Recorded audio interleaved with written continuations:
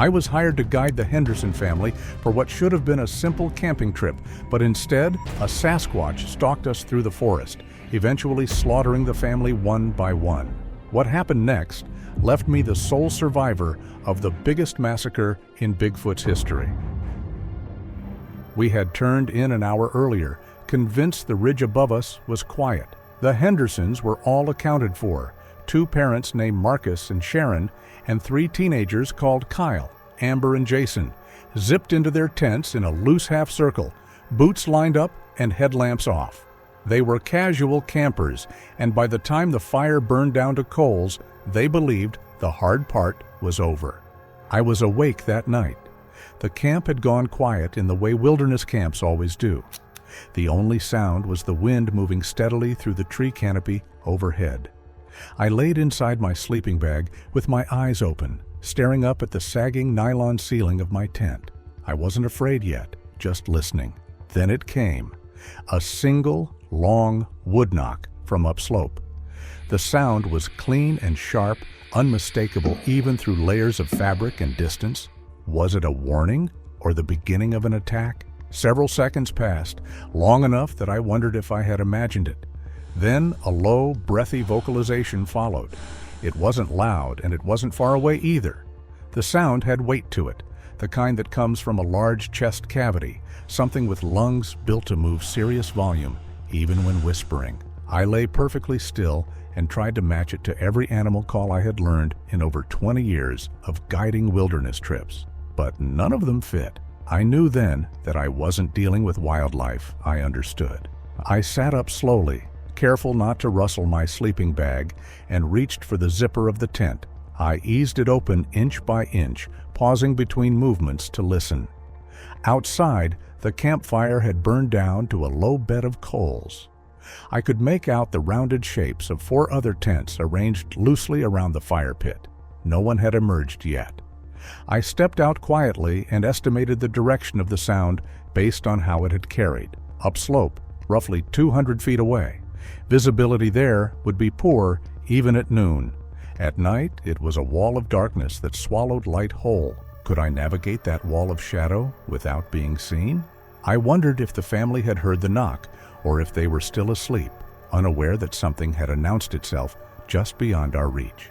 I was about to move toward the fire when another sound came closer this time. This one was different. A wet exhale mixed with something that resembled a growl but didn't behave like one. The sound made the hairs on my arms lift, goose flesh rippling under my sleeves. I recognized immediately that this was not an animal call I knew. I moved toward the center of the clearing and spoke in a low, controlled voice, careful not to project. I told the Henderson family to turn their lights off and stay inside their tents. There was a pause, just long enough to make my chest tighten. Then I heard whispered replies, muffled through nylon. Flashlights that had been glowing softly inside tent walls went dark one by one. Something moved upslope between the trees. I couldn't see it, but I heard brush parting under weight. The sound was deliberate and measured, like something stepping carefully, testing the ground before committing. Branches bent and eased back into place. Whatever it was, it knew how to move quietly for its size. How much larger was it than anything I had faced before? Then the smell arrived. It came suddenly, riding a subtle shift in the wind. Wet fur, rot. And beneath it, a sharp metallic note, like old copper or blood left too long in the open. It was strong enough to sting my eyes and coat the back of my throat. I had smelled dead animals before, carcasses left to decay in summer heat. This was similar, but worse, fresher, sharper, alive. The thing circled the camp once without revealing itself. I tracked it by sound alone, counting seconds between movements, listening to the direction of the displaced brush. It moved from its upslope position toward the left side of camp, then continued around toward the downslope edge.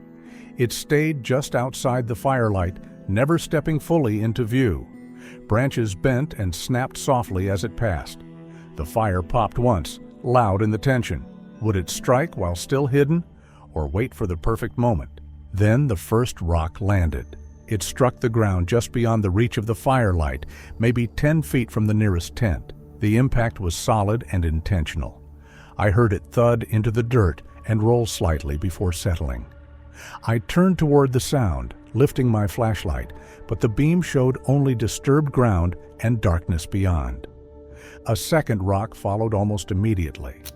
This one hit the stacked metal cookware we had left near the fire pit. The clang was sharp and violent, metal ringing against metal. It echoed through the clearing and shattered the quiet completely. I heard movement inside the tents now, fabric shifting, voices waking, sharp whispers cutting through the dark. Would anyone survive its first direct attack? The thing vocalized again. This time the sound was shorter, sharper, almost a bark. There was an edge to it that felt aggressive, not exploratory. It moved downhill, then abruptly uphill again, footsteps adjusting position. It was flanking us. It wasn't staying in one place. It was checking angles, testing our perimeter from multiple sides, learning how we were arranged. How much time did we have before it struck someone? Branches snapped at chest height. I heard them crack and fall, hitting the ground with dull thuds. Whatever was out there was tall enough to break branches without reaching up. One of the tents shuddered. The wall dented inward briefly as something pressed against it from the outside. The fabric held, stretched, then released. The tent belonged to Marcus Delane. I heard him shout from inside, startled and panicked. The remaining campers emerged from their tents in ones and twos, flashlights snapping on despite my earlier instruction. There were 6 of us total now, gathered instinctively near the fire. Their faces were pale in the firelight, eyes wide, scanning the trees. Then the thing stopped moving. The silence that followed lasted too long. It was the kind of quiet that made you hold your breath without meaning to. I scanned the tree line, trying to catch movement or shape, but there was nothing. Was it watching, waiting for the perfect strike? Then a single footstep, extremely heavy and deliberate. I glimpsed an outline between 2 trees, something tall, and the proportions were wrong.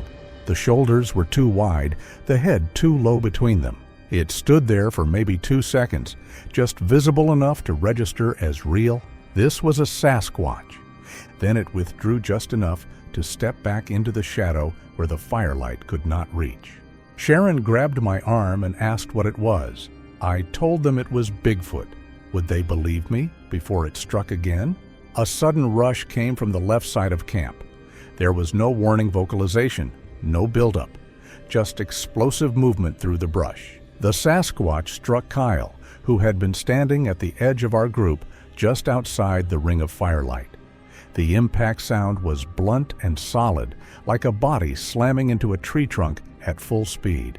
It wasn't a scream or a roar that marked the moment. It was that sound. I heard the air forced out of his lungs in a single sharp gasp, the kind that happens when the diaphragm seizes. Then the gasp cut off mid-breath as if someone had flipped a switch. Dragging noise followed immediately, fast and purposeful. I caught a brief, useless glimpse of Kyle's boots skidding across the dirt before his legs vanished into the brush. His body was being pulled uphill at an angle that should have been awkward, but the motion was smooth and strong. Whatever had him moved on 2 legs. The steps were heavy but controlled, spaced evenly, no stumbling or hesitation. I heard 2 quick footfalls and then nothing at all. Was it done with him, or had it only begun? I took 3 steps toward the tree line without thinking, my hand tightening on the flashlight. Then I stopped, training overrode impulse. You don't pursue into unknown terrain at night against an unidentified threat, especially one that just removed a full-grown man in seconds. Instinct filled in the rest, the speed, the silence afterward. I knew Kyle wasn't coming back. The forest absorbed everything that followed.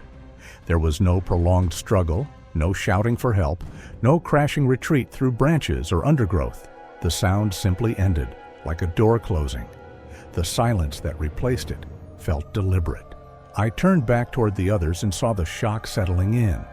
Amber was staring at the empty space where Kyle had been standing, her face pale, mouth slightly open, as if she was trying to form a word and couldn't. Jason had backed himself up against one of the tents, hands raised like the nylon could protect him. Marcus and Sharon stood rigid, eyes darting between me and the trees. How long before the Sasquatch returned? And who would it target next? I forced myself to move toward the tree line and switched on my flashlight. The beam cut through the dark in a narrow cone as I swept it across the ground where Kyle had been taken. There was no blood at first, just disturbed soil and crushed ferns. Then I tilted the light upward and caught a dark smear on the bark of a pine tree, about 4 feet off the ground. It wasn't much, but it was enough to confirm what I already suspected. Bigfoot was still close. I didn't see it, but I could feel the pressure of its attention, like the sensation you get when someone stands directly behind you without speaking. The back of my neck prickled. Every instinct told me to turn around slowly and not make sudden movements. I backed away from the trees and returned to the group. Could I keep it from noticing me while guiding the others? I spoke quietly, keeping my voice low and even, telling them we needed to stay together and not run, not spread out, not break the light. Sharon's voice trembled when she said we needed to leave right now, immediately. I nodded. Leaving was the only option, but I told her we would do it carefully, as a group, moving slow and keeping the flashlights trained outward. We gathered what we could carry quickly. No one bothered with the tents. No one even looked at them. We left everything except water and flashlights. I kicked dirt over the coals until the firelight died completely. Open flame was unpredictable. Flashlights were easier to control, easier to aim. Could these small tools and quick decisions be enough to keep us alive? We started moving downhill toward the trail, toward what should have been the fastest route back to the trailhead and the parking area.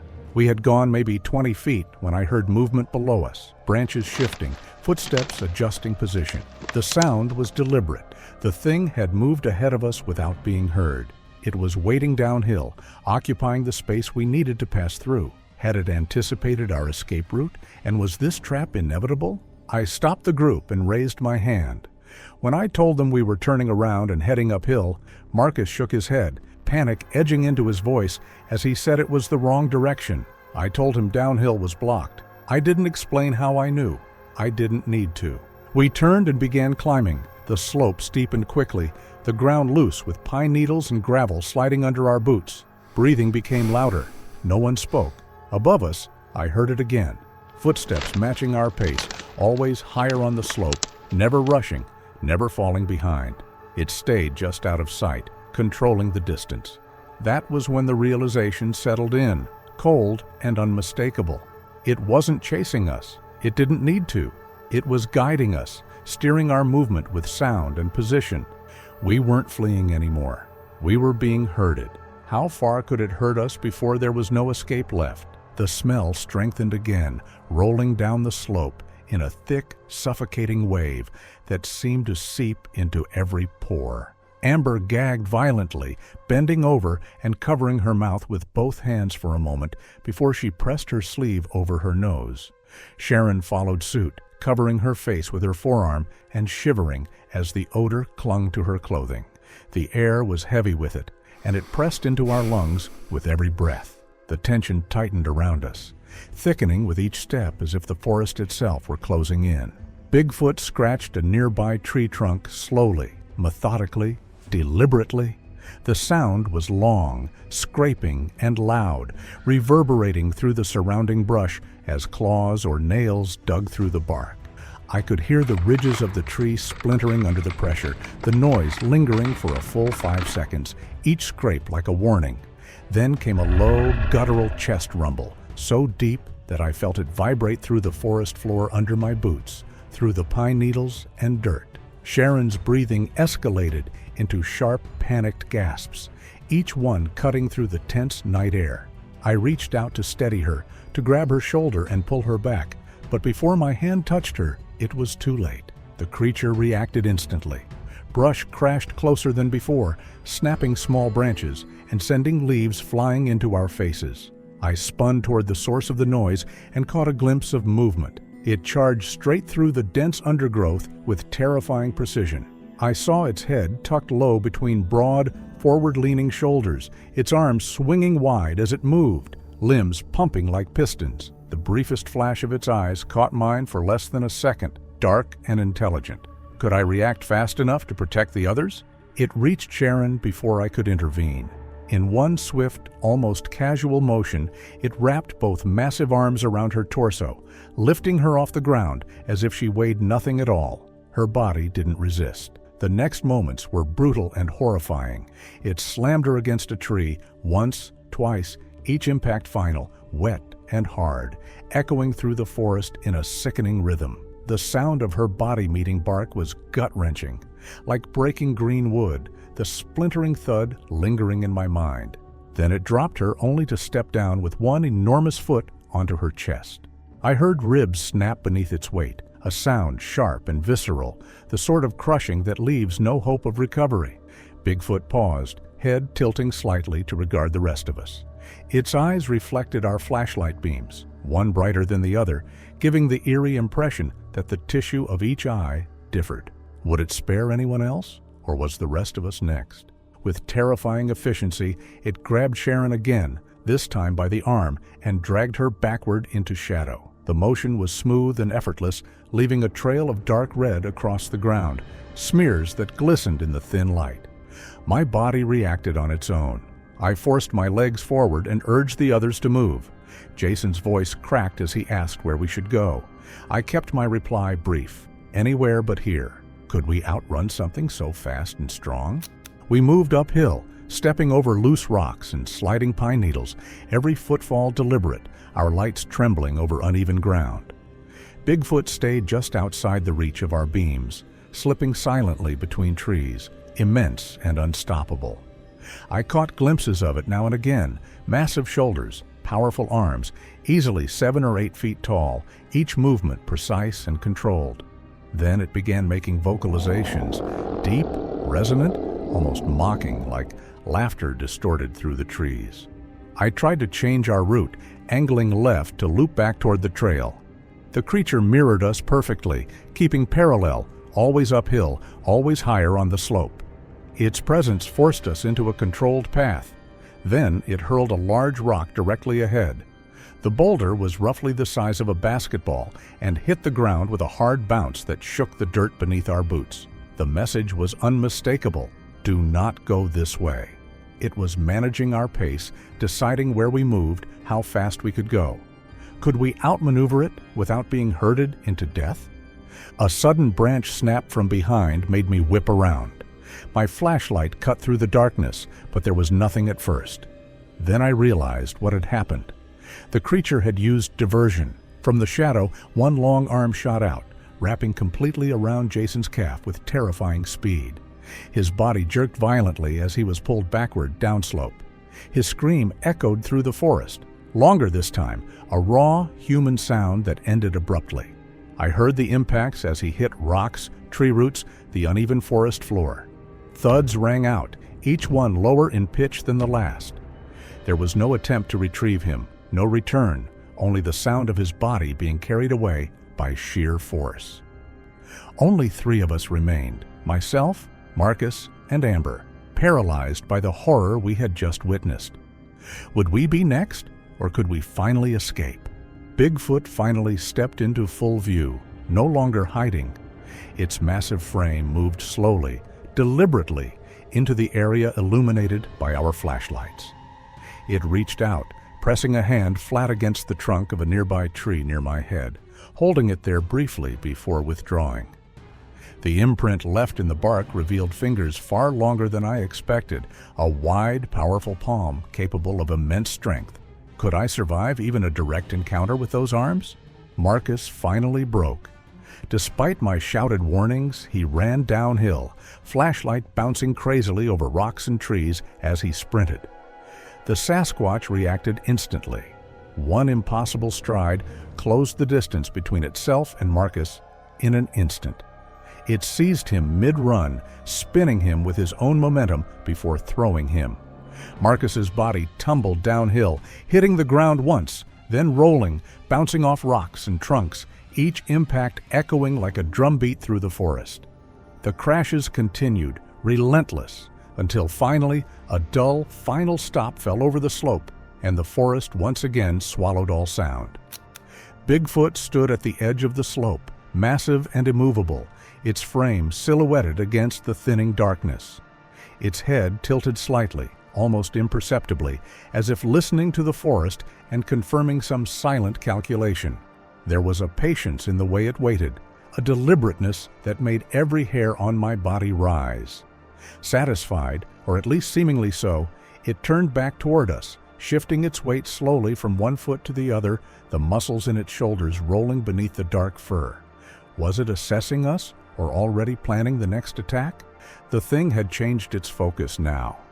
There was no more circling, no more testing.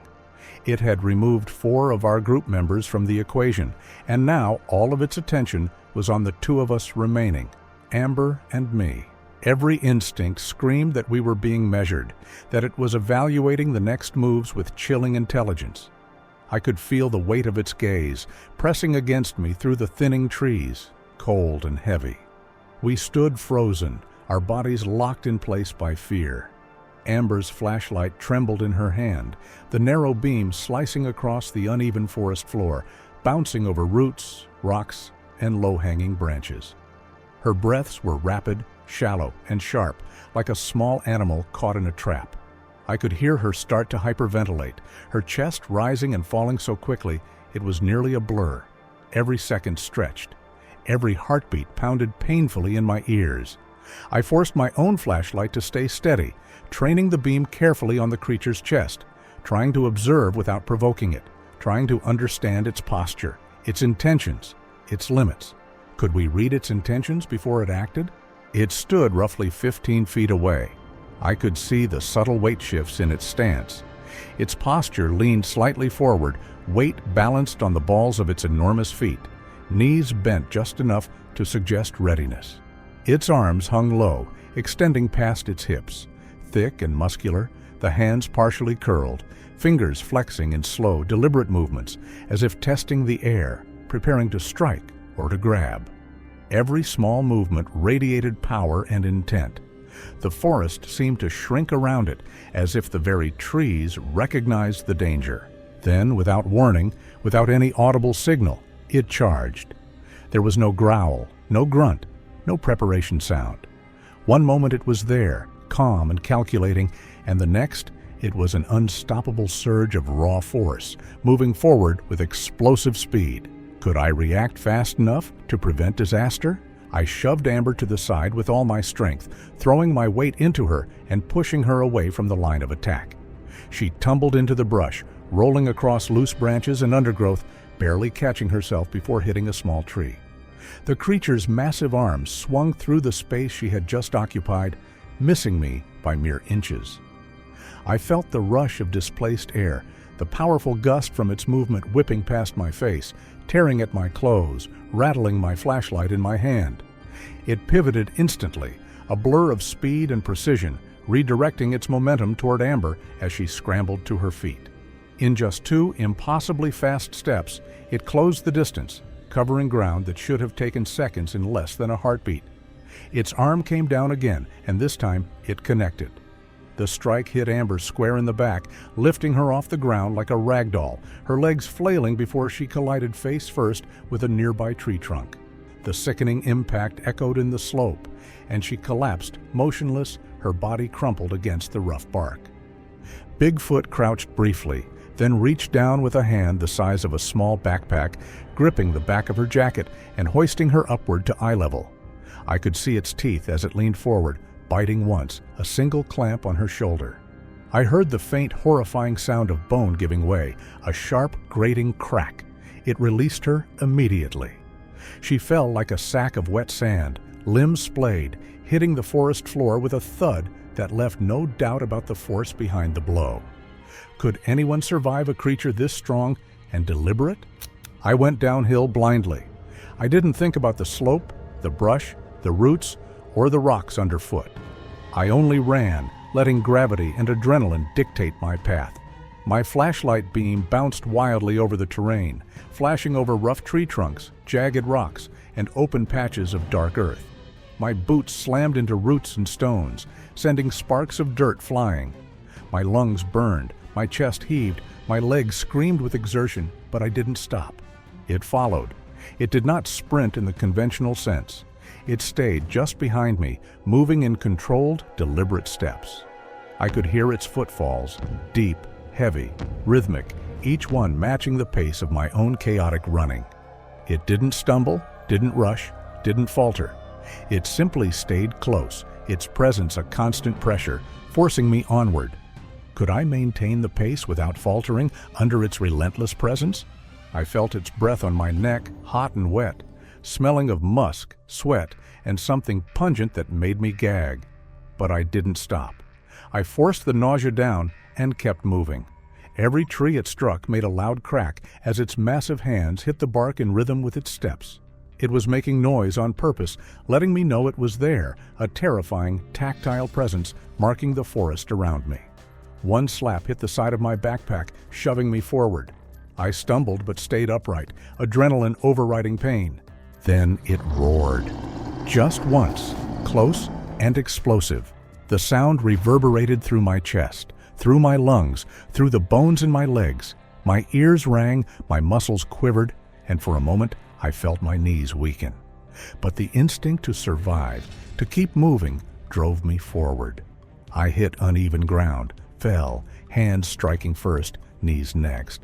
Pain lanced up my legs, but I rolled with it and sprang back to my feet, moving again. The creature hesitated as I reached a rock slide. Loose stones, jagged and uneven, covered a steep patch of the slope.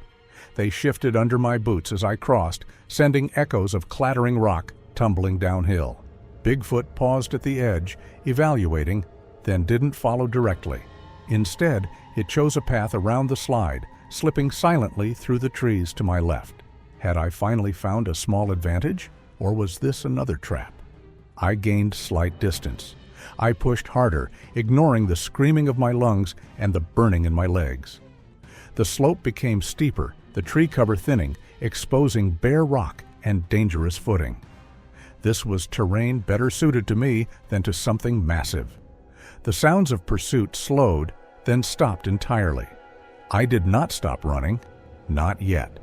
I continued until the tree line broke completely, revealing open, rocky terrain. Only then did I allow myself to slow to a jog, then a cautious walk, body trembling and soaked in sweat. I stopped and turned, flashlight sweeping back toward the forest. Nothing moved. Nothing breathed. Silence stretched. Then, far upslope, a single, final wood knock rang out, sharp, deliberate, echoing once before fading into the vast emptiness of the forest.